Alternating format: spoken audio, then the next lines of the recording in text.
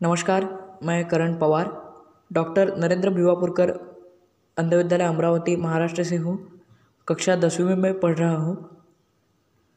साहित्य जागर के 5वें वर्धापन दिन के उपलक्ष्य में आयोजित और दृष्टि फाउंडेशन द्वारा प्रायोजित हिंदी कथाकथन प्रतियोगिता के लिए AICB की CBR टीम द्वारा रचित यशोगाथाओं में से एक कथा अपने हाथ जगन्नाथ ये प्रस्तुत करने का प्रयास करता हूँ। कथा का शीर्षक है अपने हाथ जगन्नाथ। उत्तर प्रदेश राज्य के प्रतापगढ़ में एक गरीब ब्राह्मण परिवार रहता था। वह एक संयुक्त परिवार था।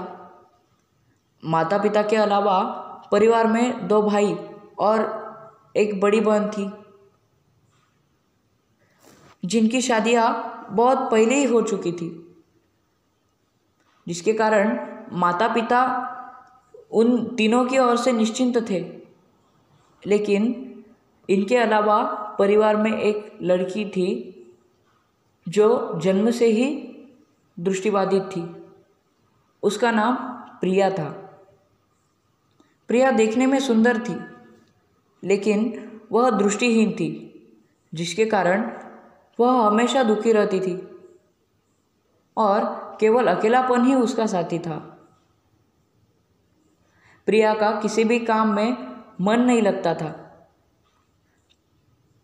पढ़ाई न कर पाने एवं किसी तरह का काम न आने के कारण वह पूरी तरह निष्क्रिय प्राय रहती।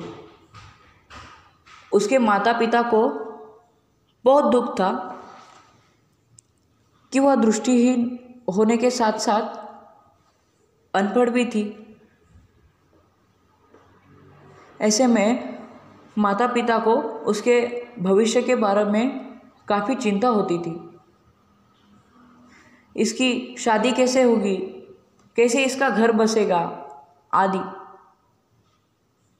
समाज के लोग उसकी दृष्टिहीनता का मजाक उड़ाते थे और यह सब देखकर उसके माता पिता अपमान का घोट पीकर रह जाते। एक दिन प्रिया के माता पिता को पता लगा कि पास के गांव में AICB की टीम ने एक कैंप लगाया है, जिसमें दृष्टिहीनों को स्वरोजगार शुरू करने संबंधित ट्रेनिंग दी जाएगी।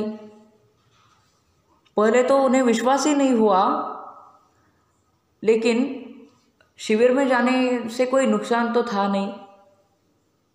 ऐसा सोचकर उन्होंने वहाँ जाने का निश्चय किया।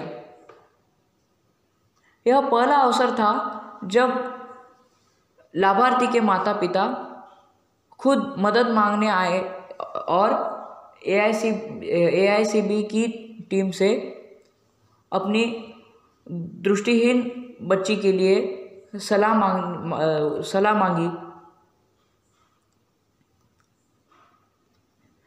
प्रिया के माता पिता को जीवन में पहली बार ऐसा लगा कि शायद प्रिया का भी कोई भविष्य हो सकता है। वे खुश थे कि प्रिया अब कुछ सीख लेगी, लेकिन आरंभ में प्रिया को इन सब में कोई दिलचस्पी नहीं थी।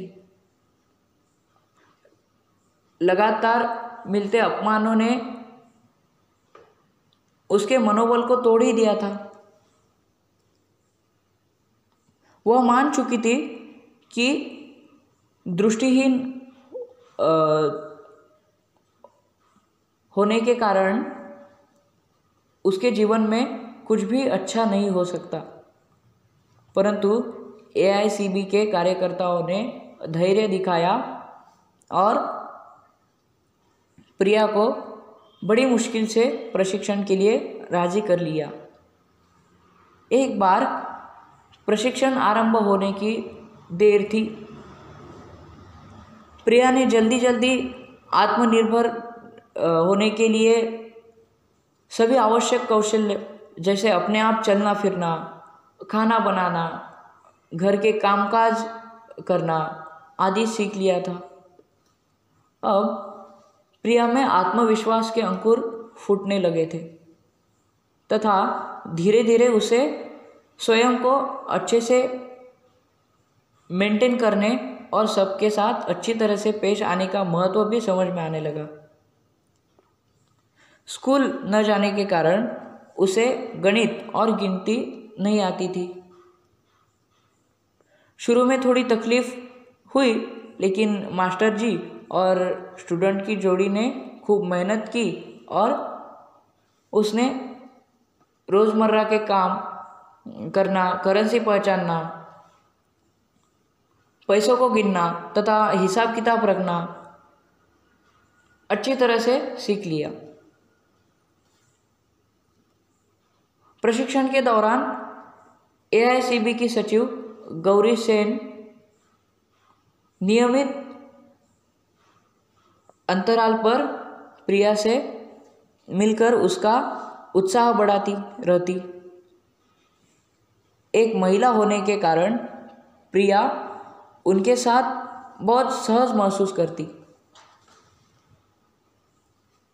फिर एक दिन ऐसा हुआ जिसकी कुछ समय पहले कल्पना भी नहीं की जा सकती थी। प्रिया ने कुछ हिचकिचाते हुए कॉस्मेटिक्स की दुकान खोलने की इच्छा व्यक्त की। यह सुनकर मास्टर जी की खुशी का ठिकाना न रहा। उन्होंने प्रिया का प्रस्ताव ग्रांट सिलेक्शन कमेटी के विचारार्थ भिजवा दिया। कमेटी ने पूरी जांच करने के बाद न केवल अपनी सहमति दर्शाई बल्कि 15,000 रुपये का अनुदान भी स्वीकृत किया।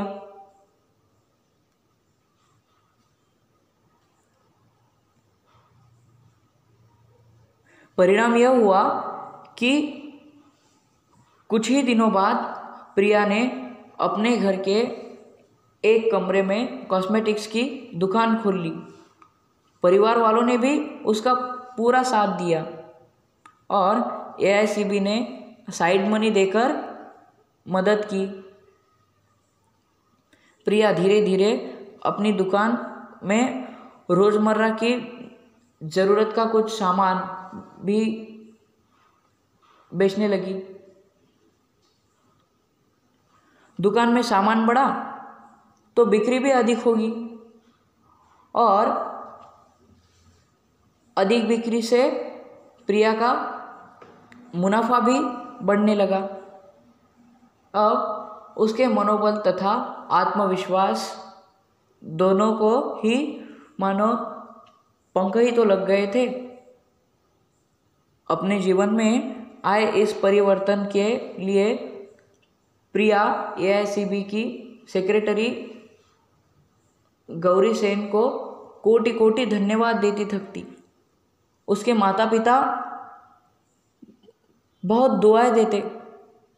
कुछ ही समय में प्रिया एक दिन में 400 से 500 रुपये तक की बिक्री करने लगी और घर के खर्चों के लिए मदद भी करती।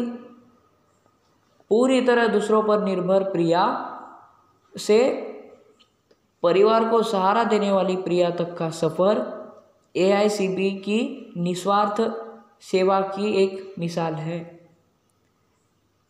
प्रिया कहती है कि वह जिंदगी भर गौरी मैम को भूल नहीं सकती, जिन्होंने उसे शिक्षण और सशक्तिकरण का महत्व बताया है। धन्यवाद।